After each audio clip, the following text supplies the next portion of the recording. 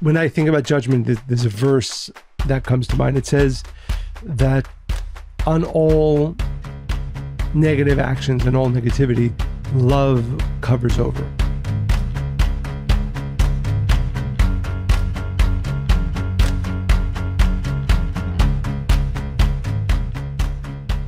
Welcome to Spiritually Hungry Summer Snacks Edition. Yes, we hope you're enjoying your summer. Have some time with friends, family, some relaxation maybe. Exercise, sweat.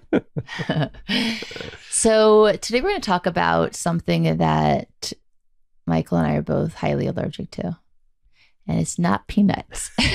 That would be judgment. Judgment. Oof, such a strong word. I am actually allergic to that. I would say that we've all experienced it. We've all offered it. And we've all dished it out for ourselves as well. So it's something that... And for others. Yeah, right. I'm saying that was the three things. Something we've experienced, something we've offered to other people, and something we also give to ourselves. And I think that it's the one thing that really breaks down relationships of all kinds, whether it's business interactions, whether it's opportunities for new friendships, whether it's romantic relationships, certainly with children. It's the one thing that stops people from feeling free to be, which already people have issues with, right? Everybody struggles with wanting to belong and self-esteem to different degrees. And certainly when we judge ourselves, it limits us from what we can do. But when this occurs, it really just stops people from showing up authentically. And then suddenly we think, oh, I need to edit myself so that people won't talk about me or that people will like me. And today we want to talk about how to release judgment and instead choose connection. When I think about judgment, there's a verse that comes to mind. It says that on all negative actions and all negativity, love covers over. That's the translation of the verse. What is judgment? Judgment is all negativity, including judgment? No, I mean, because meaning it doesn't exist, right? So if I asked you, what are my qualities, right? Don't go. The good ones or the bad ones? Both. I hope and assume that the list of the good ones is much greater than the negative ones. If I ask somebody who doesn't like me, right? Yeah. So for sure, their list of negative things will be greater than the if positive. They can come up with the positive. If they positive. Why? You're not lying to me if I'm asking you to be honest, and they're not lying to me if I ask them to be honest. It's just that our perspective influences what we see. And therefore, judgment is when there isn't enough love that allows a negative perspective to overtake a positive one. I hope I'm being clear, but it's really important. Because my point is, so judgment is a problem for me, because what it means is that I am not in a state of goodness towards that other person. I'm in a state of darkness towards that other person. And therefore my perspective says, oh, well, there's a list of 50 things that are wrong with them.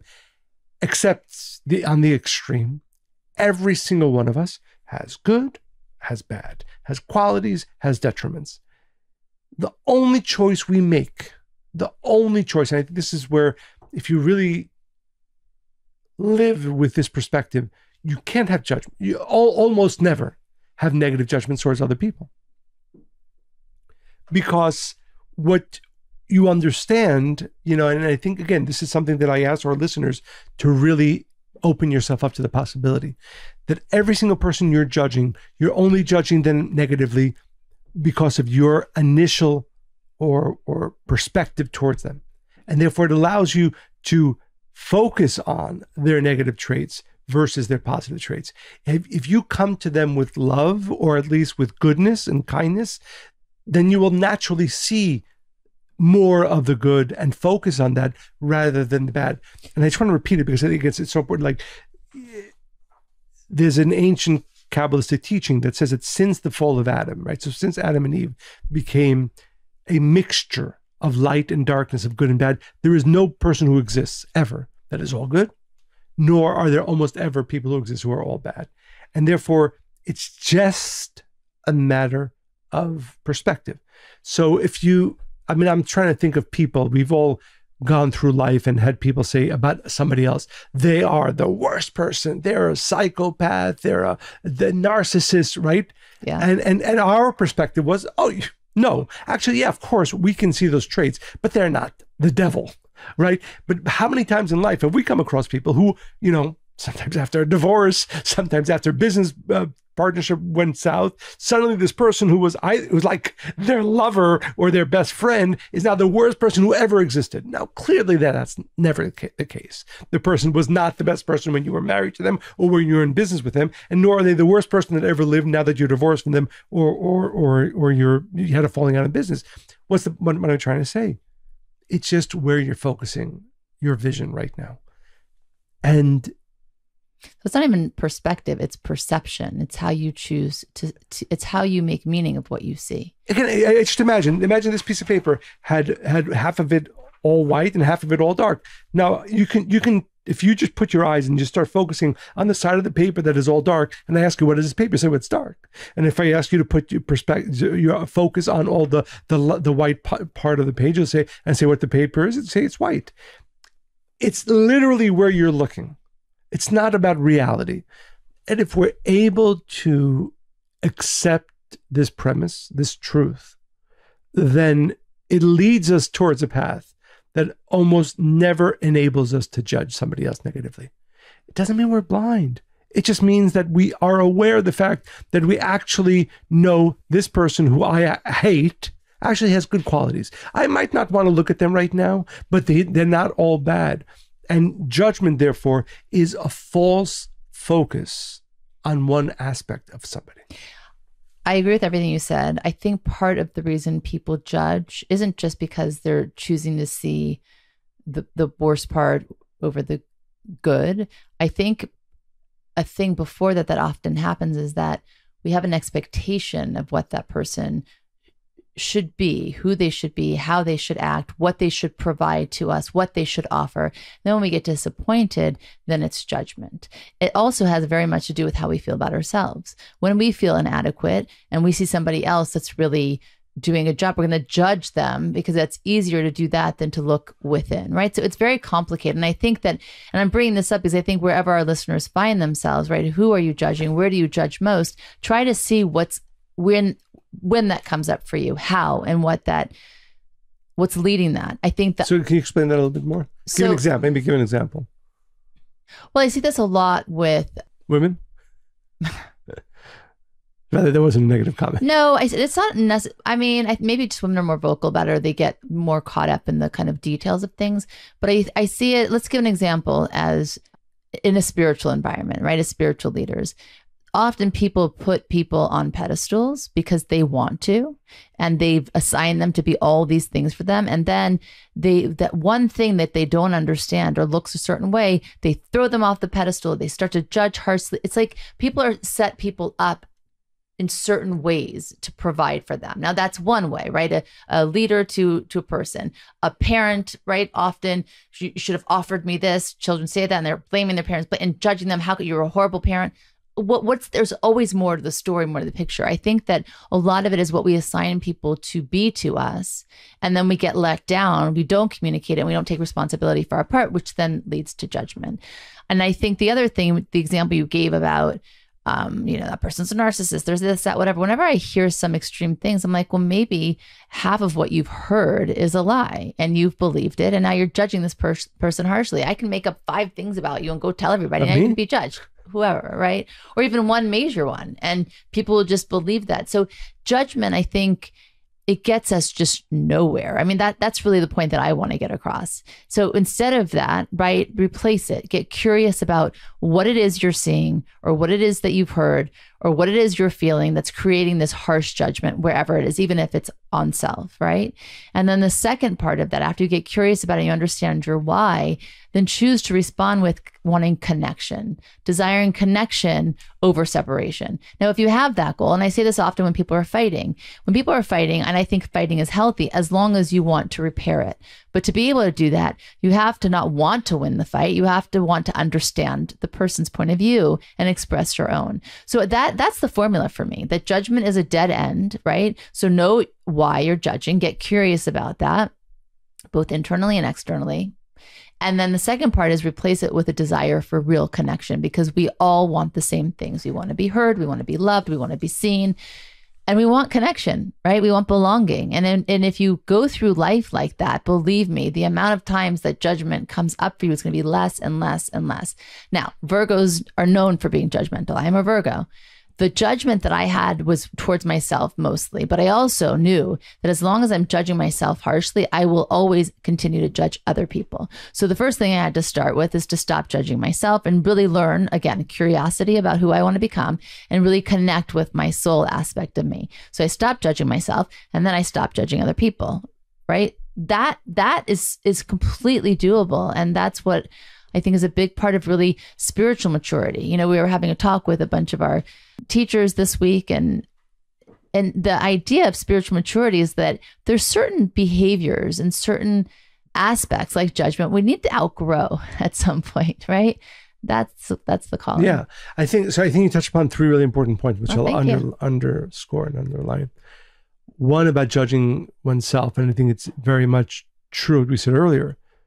Every single one of us, our listeners, especially those of you who fall into the category of self-judgment, if you remember that you are not the last negative thing you've done or the last negative thing you're focused on, as you exist right now, even if a minute ago you did something not great, you yelled at your spouse, you yelled at your child, whatever, you are filled with light.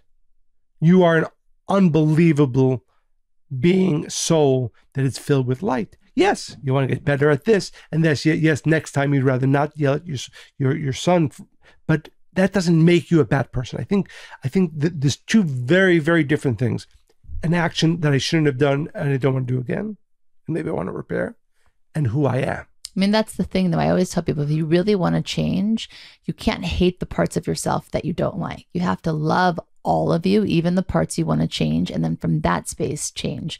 The self-judgment I was talking about was when I was anorexic, that all was one and the same, right? That behavior, that not desiring to eat, not thinking I was deserving of eating, that came from such a harsh judgment that I finally got to the point where, and I was so afraid to make a mistake, because if I make a mistake, you know what would happen? I would beat myself up about it. Oh my God, would I suffer in that?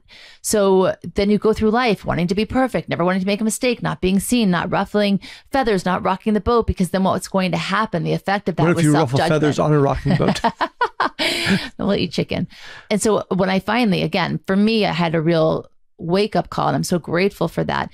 And that's when I really started removing shame and blame from my lexicon. And those don't exist, but this is the work, right? And it's completely possible to do, but to really get in touch with how you receive yourself in the times where you don't feel great about yourself. And again, what I would strongly recommend to our listeners in those moments, remind yourself, I am an amazing soul.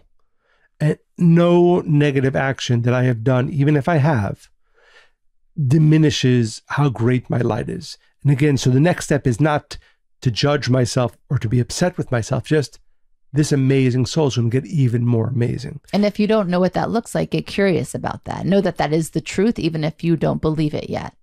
Okay, what was your second? The second is that how detrimental judgment is to us, right? Because if I ask some of our listeners, they might say, well, I'm judging that guy or my relative.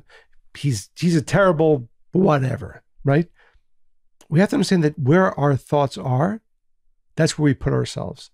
So when a person's in a place of judgment, he or she is actually putting themselves in a place of judgment, meaning that they themselves judged by the universe. They're inviting the negative energy of judgment into themselves. So one of the powerful driving force of why I never want to be a judgmental person is because I know that if I do, forget about any harm I might or might not do to somebody else, but I know that I'm actually possibly opening myself up to negative energy, and I don't want to ever do that. So I often like to think, if there's no other reason never to judge other people, it's simply because of the negative impact that energy is going to have on you.